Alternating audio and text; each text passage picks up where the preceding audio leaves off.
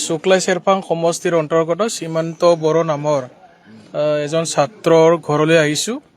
সীমান্ত Bodo JEE mains পৰীক্ষাত উত্তীৰ্ণ হৈ গ'ল আৰু তেখেতে ইতিমধ্যে Silchar NIT computer engineering course admission পালে আৰু খবৰ পালোঁ সীমান্ত বড়োত পৰিয়ালৰ যি আৰ্থিক অৱস্থা খুবেই বেয়া শোচনীয়।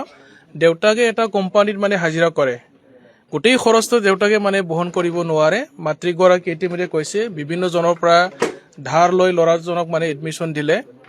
আমি ভাবোঁ যে সীমান্ত বড়োই সফল হওক, তেখেতৰ যি সপোন সপোনত তেওঁ ছাকচেছ হ'ব পাৰিব। এদিন ইঞ্জিনিয়াৰ হয় তেখেতে ঘৰলৈ উভতি আহিব, সমাজৰ কাৰণে আৰু দেশৰ কাৰণে ভাল কাম কৰিবলৈ সক্ষম হওক। গোটেই কথাবিলাক চিন্তা কৰি হাগ্ৰামা মহিলাৰী ছাৰে আমাৰ BTC অঞ্চলৰ দুখীয়া দৰিদ্ৰ ছাত্ৰ ছাত্ৰীসকলক পঢ়া শুনাৰ ক্ষেত্ৰত আৰ্থিক সাহায্য বৰ্তমান প্ৰদান কৰি আছে।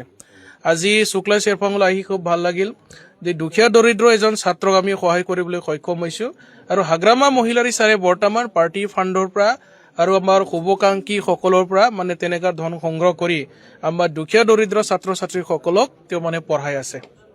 ইতিমধ্যে 100জনৰ বেছি এপ্লিকেশ্যন আমি পাইছোঁ। মেডিকেল আৰু ইঞ্জিনিয়াৰিং লাইনত NIT IIT তেনেকুৱা টেকনিকেল লাইনত বিভিন্ন ছাত্ৰ ছাত্ৰীসকল আমি সহায় কৰি আহিছোঁ।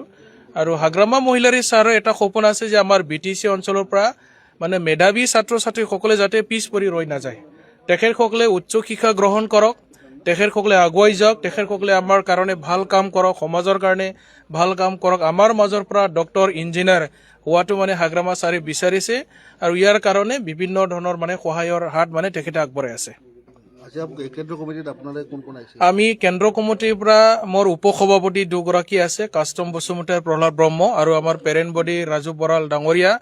আজি তেখেতৰ ঘৰত আহি আমি 4 লাখ টকা তেখেতক আৰ্থিক সাহায্য প্ৰদান কৰিছোঁ।